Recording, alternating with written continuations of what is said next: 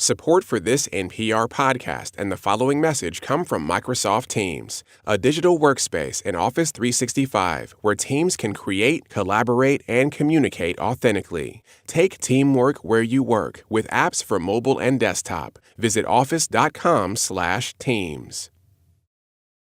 Hey, it's Guy here. A lot of you have started to tell us about your all-time favorite quotes and stories from our interviews, and this one definitely has a bunch of them. I'm not going to spoil anything by telling you what you're about to hear. Let's just say you'll know them when you hear them. Oh, and this episode ran about a year ago. It's with Troy Carter, and I hope you enjoy it. So, what happened to the business? It was over. I didn't have the cash flow, and the phone started ringing, and it was the landlord of that building saying, you know what, rent hasn't been paid. All of my vendors, started calling me. My house was under foreclosure, and my wife and my mother-in-law ended up pawning their wedding rings to save the house. Wow. And with me, I never, considered suicide, but I know why people do.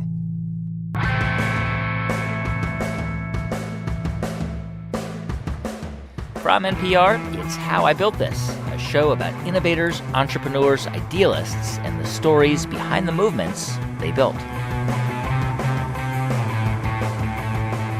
I'm Guy Raz, and on today's show, how Troy Carter went from the rough streets of West Philly to launching the career of one of the biggest pop stars in the world, Lady Gaga.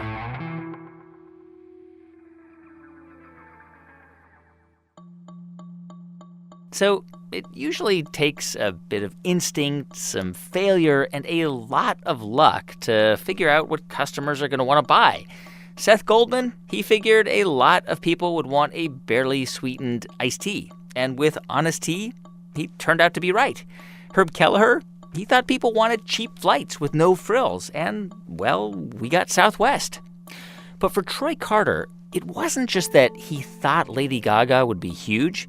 It's that he had no choice. Because at the time he met her, and this is just 10 years ago, he had lost all of his money. He was totally broke. But somehow, over the next few years, Troy essentially built a company. You could call it Lady Gaga Inc., a sprawling empire of writers, dancers, choreographers, costume artists, roadies, musicians, producers, engineers, marketers, publicists. You get the idea. And Troy built that without any family connections or money or formal training. In fact, much to his mother's disappointment, Troy dropped out of his high school in West Philadelphia in 1990 to pursue a dream. And that dream was to become a rapper. We had this idea that we were going to be this rap group, called Too Many, and it was me and two of my best friends. Okay. And we called ourselves Too Many because we only had enough money for one of us, so it was always too many of us. And my best friend said, if we ever meet Will Smith or Jazzy Jeff and Fresh Prince, they're going to give us a record deal. So that we had this sole focus and sole purpose of meeting Jazzy Jeff and Fresh Prince. Because those were the guys from Philadelphia. They were the only guys from Philadelphia. They were from our neighborhood. They were successful. They were like gods in Philly, and they were the way out. That was plan A, B, and C. So did you meet them? Yes, we actually hopped the train, and we didn't have money, so we just would wait for the train to pull up, then jump over the turnstile and take the train down to Delaware Avenue.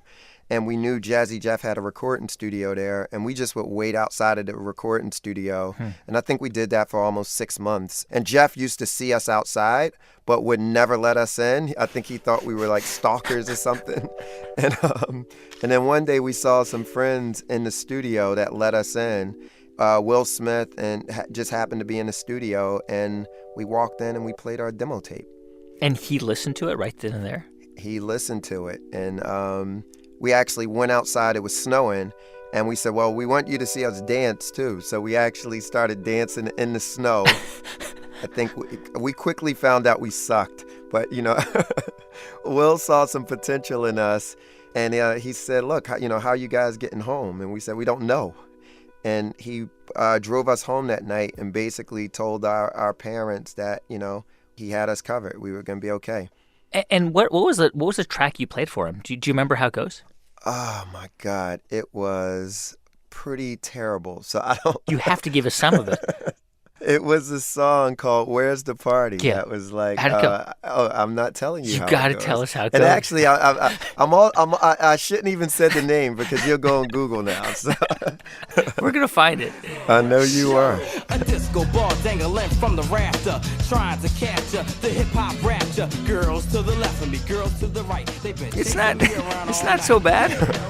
Now it's time for me to rap. We thought it was really good. Will thought it had some potential. We put it out, and it went double wood. So you made no money off that.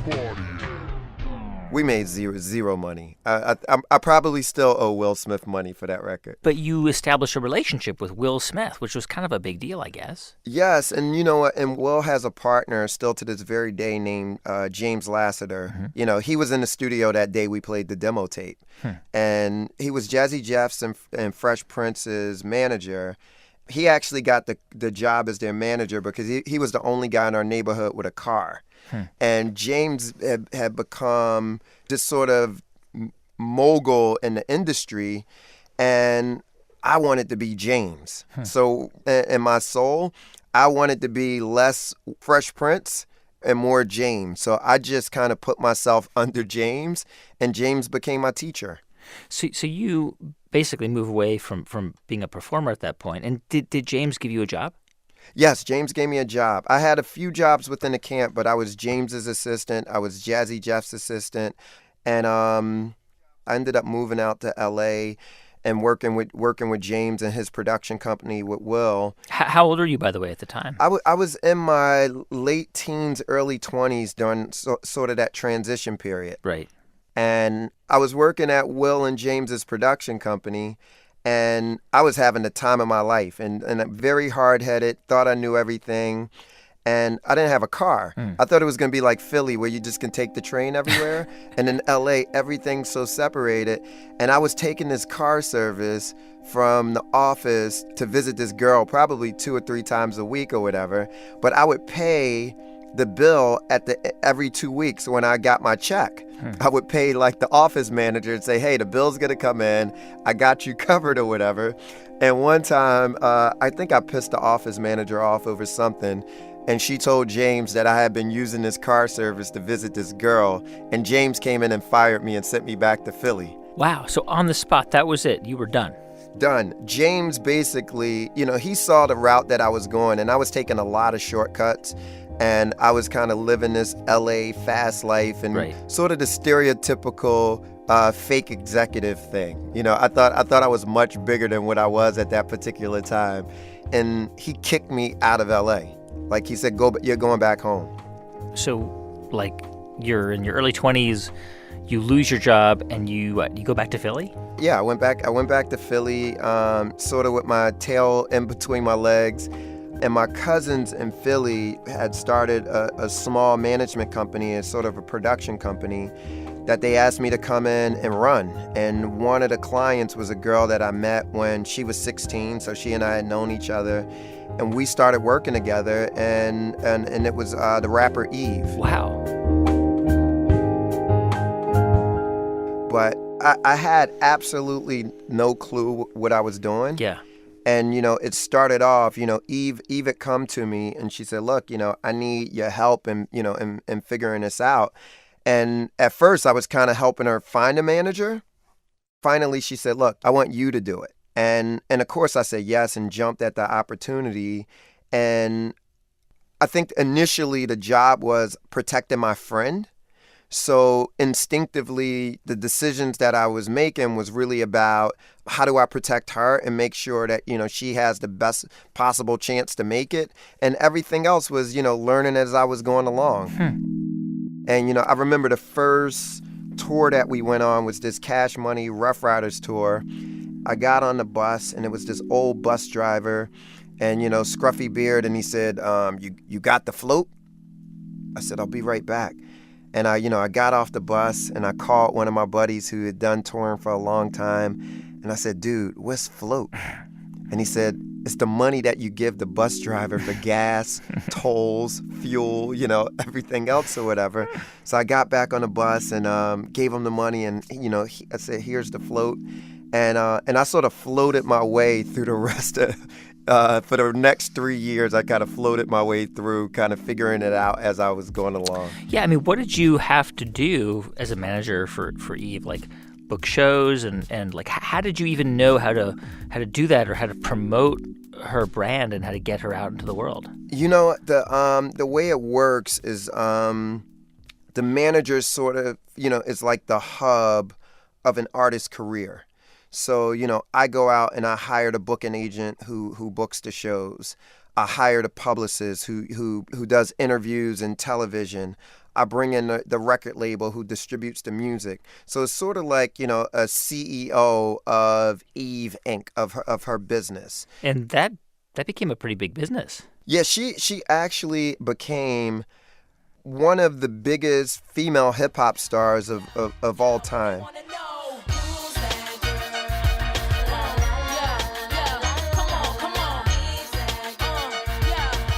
And, I was lucky enough to have the Fresh Prince blueprint, so to kind of understand that a rapper could do TV and a rapper could do, things outside of their core business. And with Eve, we ended up building, a clothing line, a television show. She had gone on to do, Barbershop, with Ice Cube and Cedric the Entertainer. So we ended up building something really special and something unique for a female rapper at that particular time. How did you know what to do? Like, I mean, negotiating is a really, really, really hard work, right? And you were so inexperienced at that time. Like, how did you know what to negotiate and how to negotiate? I think a lot of it is, is West Philly spidey senses. So when you have to negotiate for survival, and you have to know how to read rooms, and you have to know who the bad guys in the rooms are, who has the gun in their pocket, who's just gonna brandish it, and who's gonna actually pull the trigger. So I think that's just a natural instinct that comes with coming from where I come from. So being able to take that tool into negotiations on reading people and reading rooms and reading circumstances, I think is very, very important. And then also knowing what's important for that person on the other side of the table and what's important for the client. Yeah. And a lot of times it's not conflicting. So both sides can kind of get what they want out of it. So, I mean, presumably at this point in your life, you're still a really young guy. Like, you're thinking, I'm set. This is all unfolding exactly as I had hoped. Yeah, I was on cloud nine because, this is everything that I've ever dreamed. That's all I ever wanted to do in my life was music. And because I was a failed artist, I was actually able to help somebody accomplish their dream was, definitely fulfilling. And then the trappings that came along with it as a young guy, I was loving it. Yeah. Were you making money at the time? I was making hood money, so I was ghetto rich at that particular time.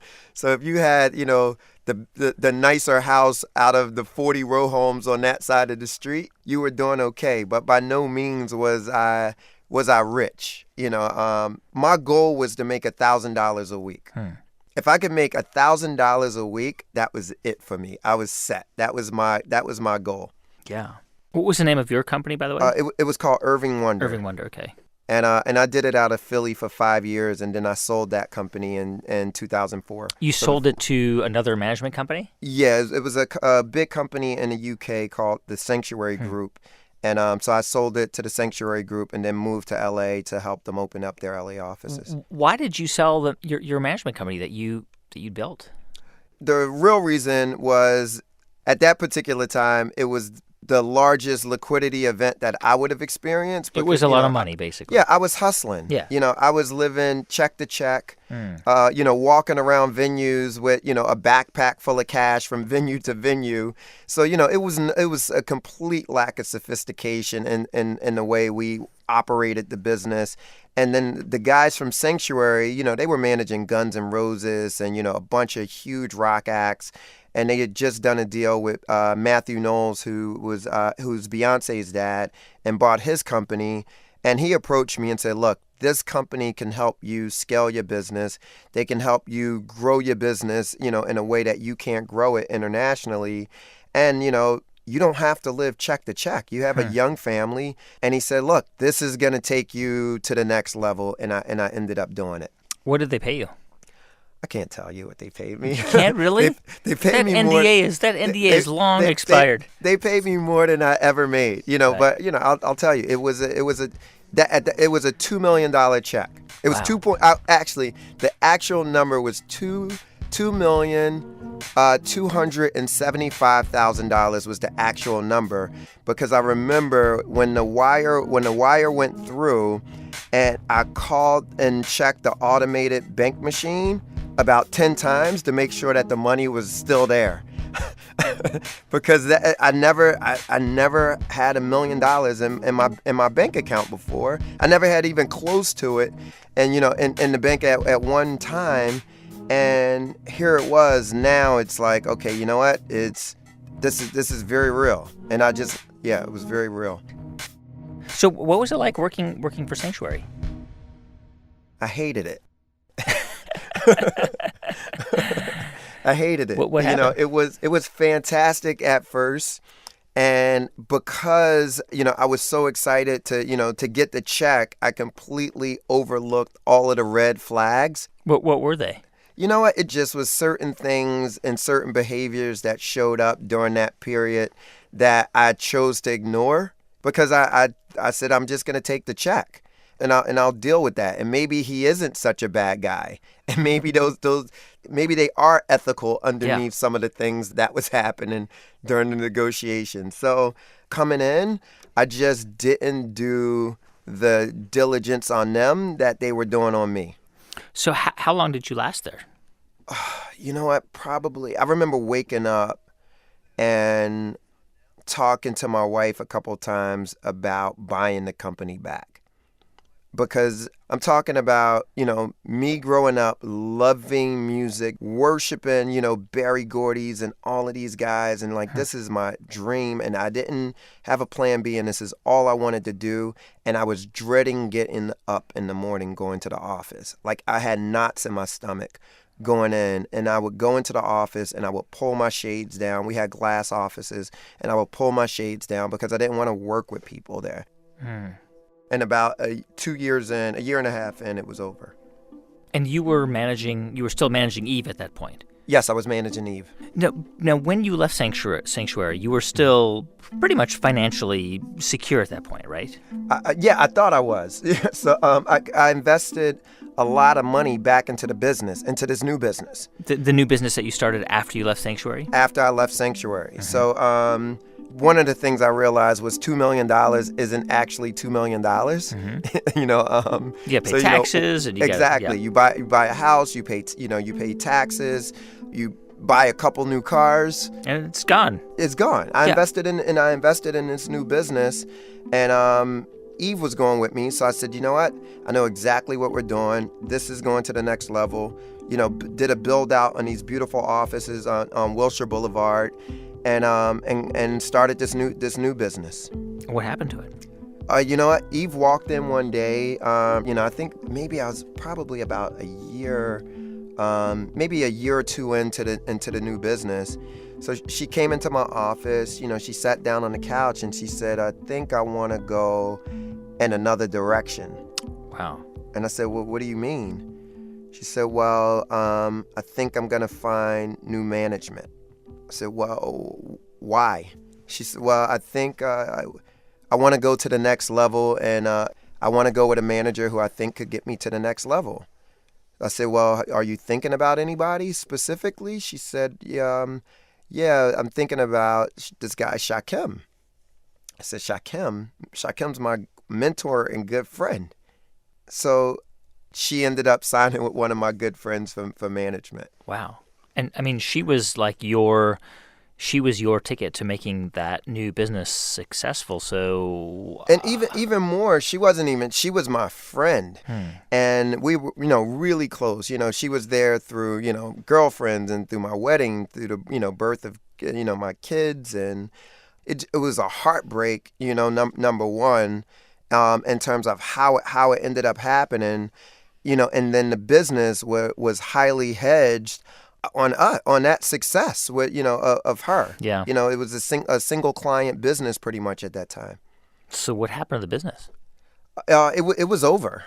This was this kind of bleeds into going into probably 2007 when I didn't have the cash flow, and phone started ringing, and it was the landlord of that building saying, what, rent hasn't been paid.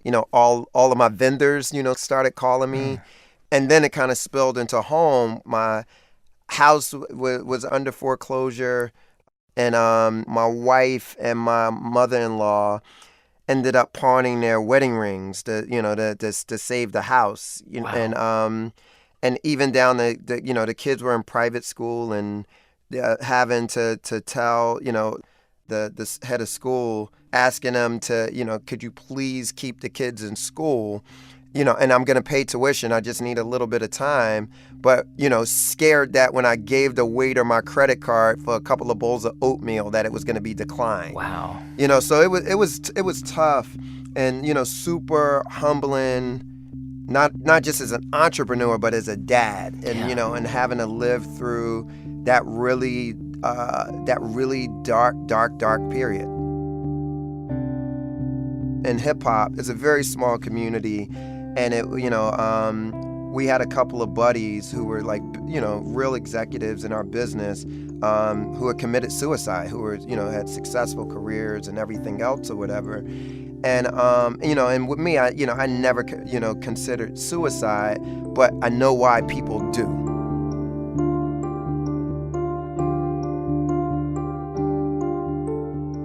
Obviously, you had already demonstrated some talent by managing Eve and by all the promotional work you've done. But in your mind, were you able to say to yourself, okay, I'm talented, I'm going to pull out of this? Or were there moments where you just thought, I'm doomed, like I am not going to get out of this? No, you know what? It's you can't fall off the floor. And I was on the floor, nowhere to go, right? And my mom, she was a single mom. We grew up where a lot of times we had to choose between whether we were going to have a phone line in the house or electricity. And I remember us being on the bed with a penny bank, and it was a bronze penny bank shaped like a pig. And she would stick a butter knife into the slot to get the coins to come out. And we would divide the coins up to get, so me and my brother would have bus fare to get to school. So we grew up tough. Yeah. My mom caught the bus every day to go to work and walk sometimes for 30 years straight. So my mom's work ethic and spirit is in my DNA. Yeah. And I was always working I wanted to make my mom and my grandmother proud. That was always a big thing for me. And I'm getting a little choked up. Sorry. It's okay. And I want to do that for my wife and family. And I think having somebody who has your back, knowing you got somebody who has your back like that, it's a big deal. So in the midst of this like really tough period, what happened? How did you turn the corner? Wow. A good buddy, Vincent Herbert, who's like this very jubilant guy. Vince is like a character, but he's super talented. He was a child prodigy. He was like 16 or 17 producing records for Celine Dion and, Whitney Houston and Toni Braxton. and we were the same age.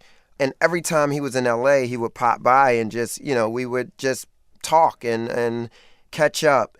And he had called me and said, Carter, I got this girl that I saw on MySpace that I want you to check out. And he brought her in, and she played her music, which was great, and was Lady Gaga. In a moment, the story of how Troy Carter came back from financial ruin and helped to build a superstar. I'm Guy Raz, and you're listening to How I Built This from NPR.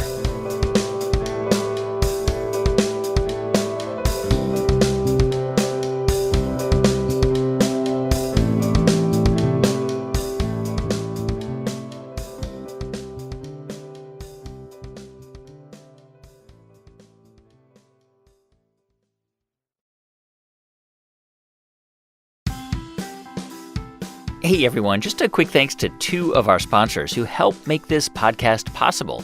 First, to Synchrony. Synchrony has the payment tools, technologies, and insights to help people realize their own unique ambitions. Synchrony, what are you working forward to? Thanks also to Rocket Mortgage by Quicken Loans. Rocket Mortgage gives you the confidence when it comes to buying a new home or refinancing your existing home loan. With Rocket Mortgage, you can apply simply and understand all the details so you can mortgage confidently. To get started, go to rocketmortgage.com/built. Jessica?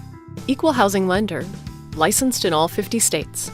NMLS ConsumerAccess.org number 3030.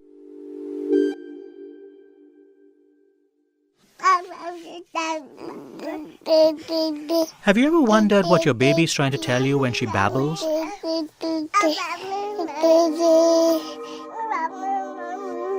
I'm Shankar Vedantam, host of Hidden Brain. Join us as we delve into the secret language of babies and explore what babbling can teach us about how babies learn.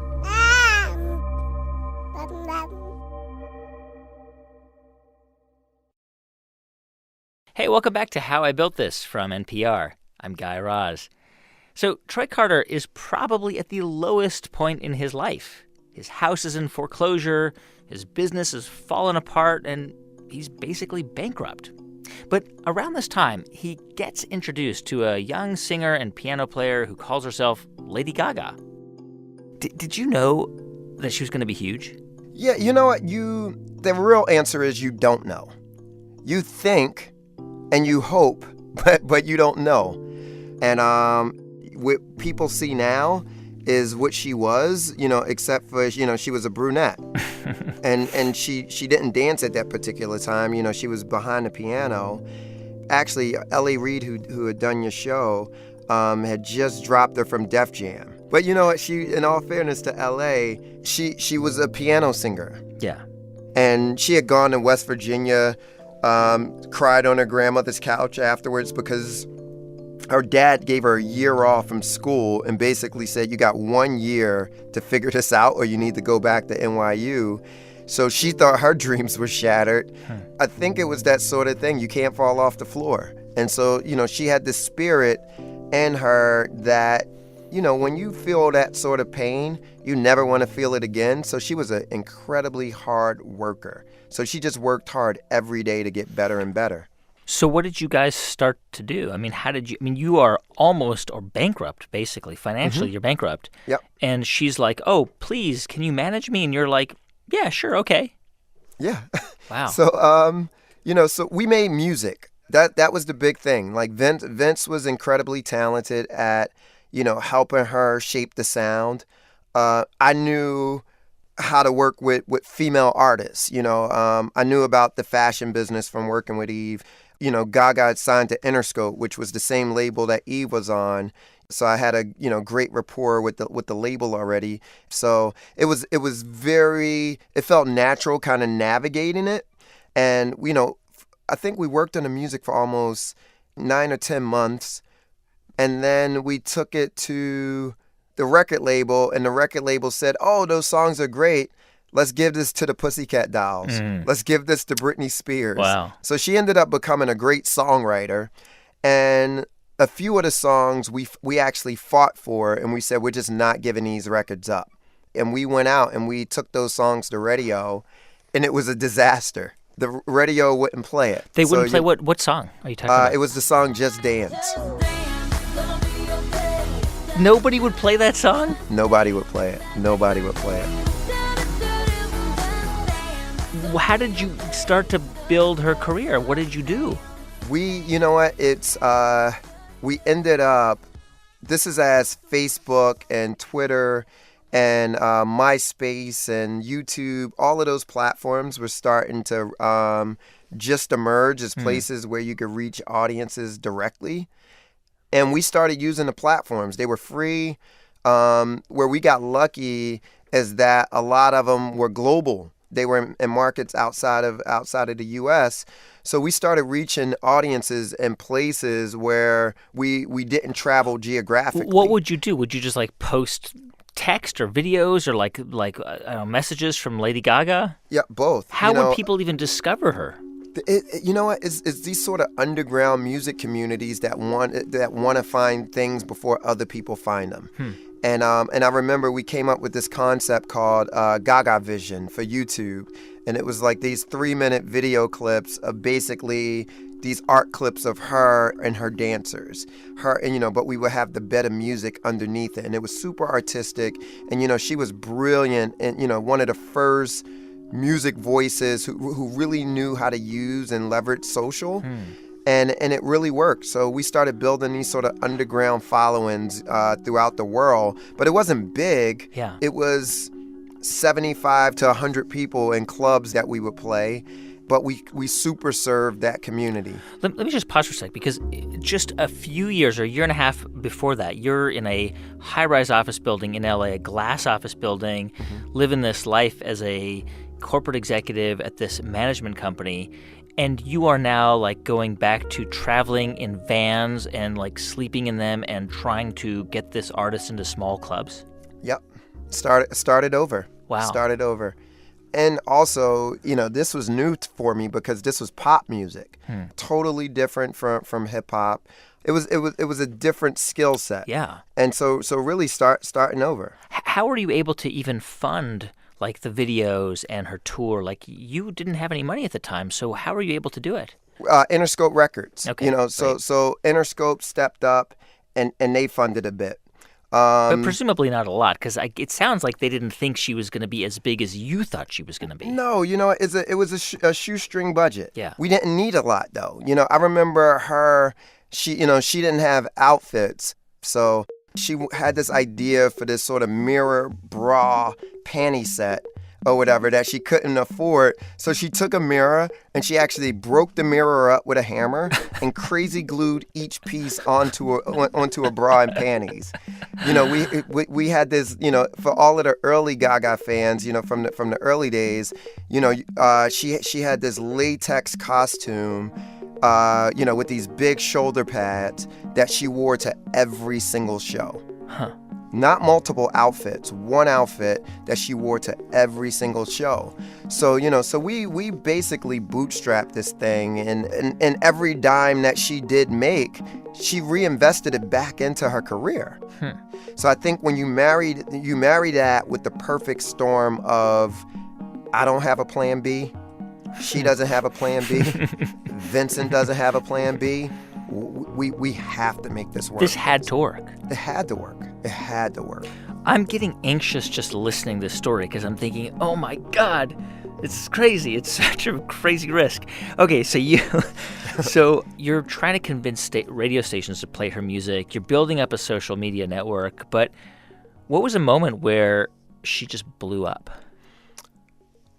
The moment that I knew, because it wasn't just one moment, right? It just was like this grind over a 1-year period to get it on the radio. And so I remember we were playing a theater. It was the Wiltern Theater in L.A. And, this is as things are feeling better. Yeah, it's a pretty big venue. Yeah, but I remember we were so nervous about the Wiltern, though, because it's 1,000 seats. Yeah. But we had sold out a couple of nightclubs. So we're like, maybe we can stretch it. We'll keep the tickets at $20. So, so it's super affordable or whatever. And we can give away whatever we don't sell. We can give to the radio stations or, kind of pad the venue, right? This is like 2008, 2009? Yeah, around that time. And I remember driving down the street that morning because I had to go downtown for something. And I drove down and past the theater, and kids were asleep outside. To get tickets to that show? No, they had already bought tickets to the show, and they just wanted to get in first. Wow. And when I saw those kids sleeping outside, I said, we did it. We did it. Because when you can get them to line up, you got something special. You got something special. What was that ride like? You know what? It was pretty incredible. We had gone to places that I never dreamed about, met people you never thought you would meet. So not only did she go to an incredible level in her career, it actually took me to a level in my career that, I thought, what I did with Eve, I thought I was at, a height. But this height was, you're on Mount Everest.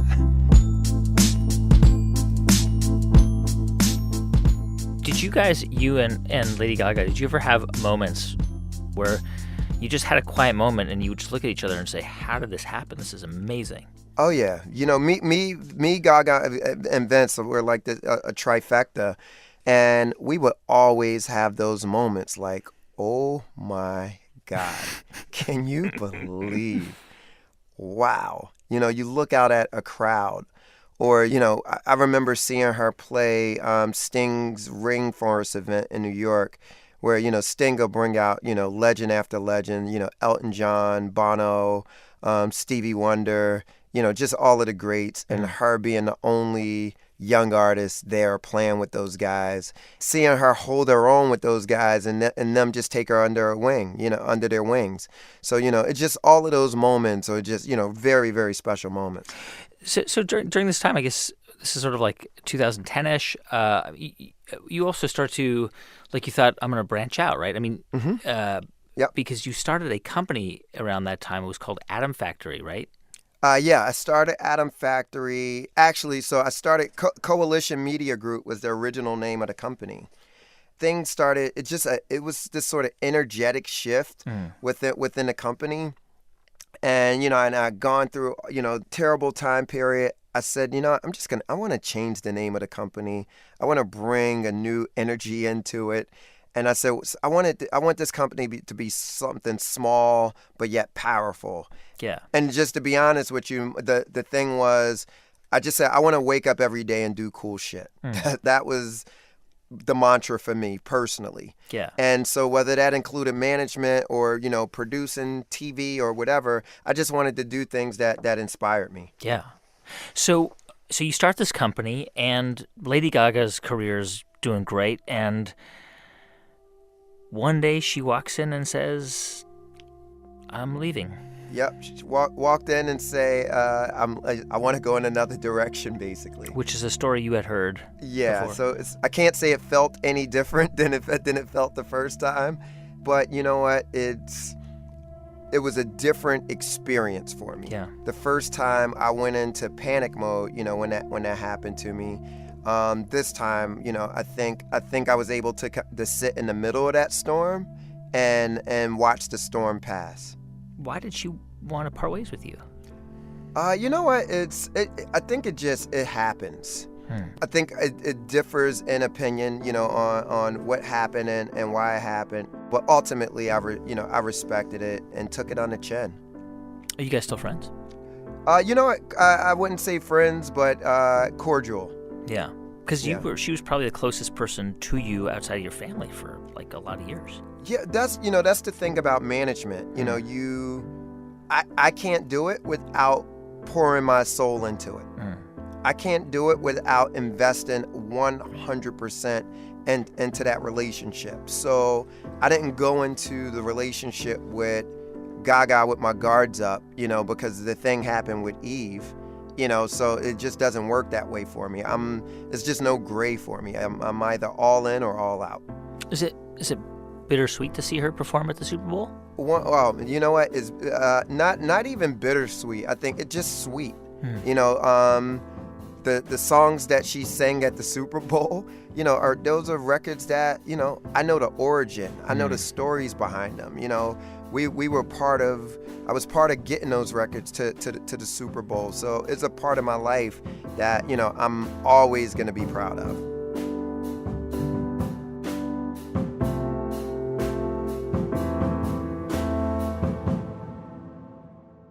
Okay, so I want to talk about a completely different side of your career, which is arguably a much bigger part of your career, which is investing, right? Because, I mean, you basically, at a certain point, decided, I want to invest in startups. Yeah, that sort of came about through, you know, we were doing all of these things in technology with these startups with Gaga, you know, Social media stuff. Yeah, just to promote the music. Yeah. And the music industry and just Hollywood in general were in litigation with most of the, you know, the technology companies. So it was this wall between technology and content. And we embraced it. And so I started building a lot of relationships in Silicon Valley that introduced me to a lot of young entrepreneurs who started asking me, you know, could I advise their companies? Could I put in some introductions? You know, did I want to invest in their companies? And that ended up turning into, you know, I think I've invested in close to 100 early stage technology companies now. Yeah, so and some pretty like Uber, Warby Parker, Spotify, right? You were an early investor in all those. Yeah, Spotify, Warby, Uber, Lyft, Dropbox, Slack, really great companies that we're proud of. So, like, looking back at that $2 million check that you got, you know, 20 years ago, I mean, you are, let's face it, like, you're a very rich guy now. You've done very, very well. Do you feel secure now? Do you feel like you'll never get back to that point, you know, in 2006 where the banks are going after you and trying to take back your house? It's funny talking to, like, people who grew up poor. You suffer financial PTSD, you know. So going through financial PTSD, you always have that fear, that thing. You always have it. Yeah, you always have it. So, and I'm a simple guy. What I appreciate in life and the things that make me happy tend not to have to do with the money itself. More importantly, it's having the ability to live a life that I can wake up every morning doing what I love to do. Nothing's more important to me than that.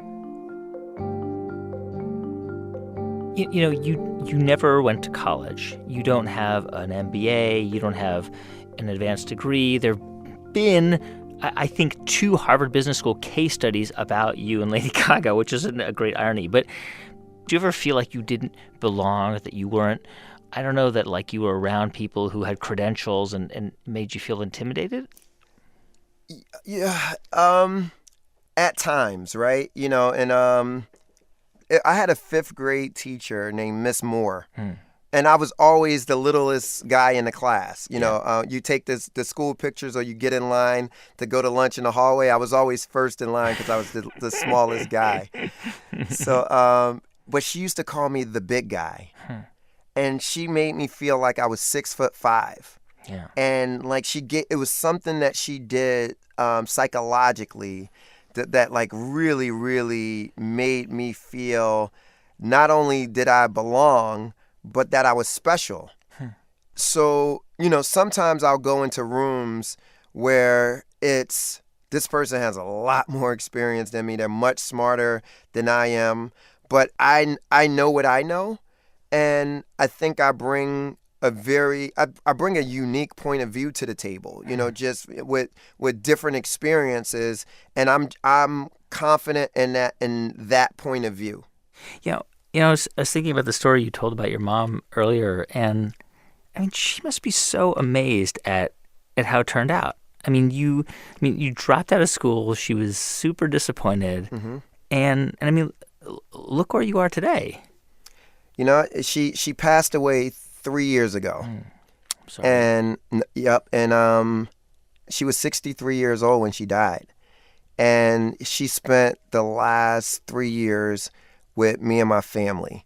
But I remember Oh, man. Whew.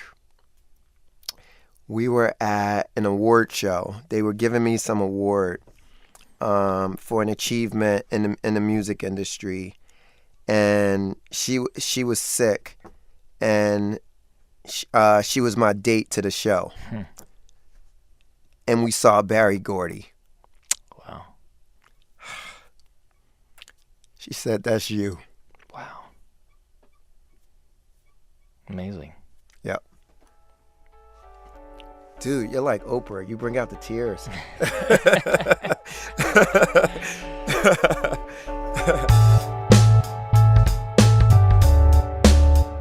Troy Carter, founder of Atom Factory.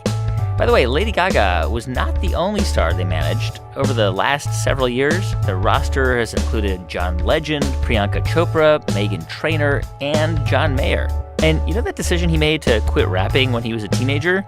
It was probably a good one because Too Many's song Where's the Party, the one we played earlier, it's been on YouTube for 10 years, and it only has 13,000 views. And please do stick around because in just a moment, we're going to hear from you about the things you're building. But first, a quick thanks to one of our sponsors, Stonyfield Organic Kids. Stonyfield's organic yogurt snacks are perfect for on the go with cups, pouches, smoothies, and tubes. Ready for a delicious organic snack? Visit stonyfield.com/NPR. Hey, thanks so much for sticking around because it's time now for How You Built That. And today we're going to update a story we ran last year. This one comes from Robin Gerber, who works for a bank in New York. But she wanted to solve a problem that has nothing to do with her day job. I get super frustrated looking for parking. If I'm driving, if I'm a passenger in a car. Yeah, probably one of the most really annoying things about having a car in a big city. People fight with their spouses. Is trying to find a parking space when you need one. Go take that spot, and they didn't drive there fast enough. So it's really a source of tension. Anyway, about 4 years ago, Robin noticed that her dad had come up with kind of a low-tech solution to the city's parking problem. He devised this system where he would put a piece of paper on his car window with a smiley face if he was leaving the next morning. And drivers in his neighborhood began to look out for his car if they saw the smiley face. And of course, when Robin saw that, I thought to myself, there should be an app for this. And how many of us have thought the very same thing? But Robin actually did something. She got a friend to help her do the coding, and then she made an app that allows drivers to share information about parking spaces. We have a find a spot option and a host a spot option. So if you were looking to find a spot, you could click that button and it would search for all the spots within your vicinity, and it would show you the 20 closest spots. So you choose the spot you want to snag, you get the make and model of the car that's leaving, and then you navigate to your space. And they are actually tracking you on GPS, so you know if the person is on time, you could chat with them, and each person has to say if it was successful or not. Of course, for the app to really work, Robin needed hundreds, actually thousands of New York City drivers to download it and start sharing their spaces. So to get the word out, she made a music video. No, I'm not trying to be rude, but let me get that parking spot from you. I wish we had a better way, then I let good spots go to waste. That's why I'm always getting Okay, so that is my cousin, Brad Meyer, and my whole family either sang in it or danced in it. The video did not exactly go viral, but Robin kept pushing. She put flyers on thousands of cars all over New York City. People chase after me when I'm handing them flyers, asking for more flyers to give their friends that live in the neighborhood. They love this, and that enthusiasm is what keeps me, pushing forward. Robin called her app Parkar, that's spelled Parkarr, and since she launched in 2016, she signed up more than 16,000 users in New York City, and she's adding more every day. She's also hoping to launch Parkar on a few college campuses this summer. It's still a side hustle, though. She's keeping her day job at the bank. And if you want to tell us your story, go to build.npr.org. We love hearing from you about the things you're building. And thanks so much for listening to the show this week. If you want to find out more or hear previous episodes, you You can go to howibuiltthis.npr.org. Please also subscribe to the show at Apple Podcasts or wherever you get your podcasts. And while you're there, give us a review. You can also write us. That's HIBT@npr.org. And if you want to send a tweet, it's @HowIBuiltThis. Our show was produced this week by Ramteen Arablouei, who also composed the music. Thanks also to Noor Kudsi, Neva Grant, Sanaz Meshkinpour, and Jeff Rogers. Our intern is JC Howard. I'm Guy Raz, and you've been listening to How I Built This from NPR.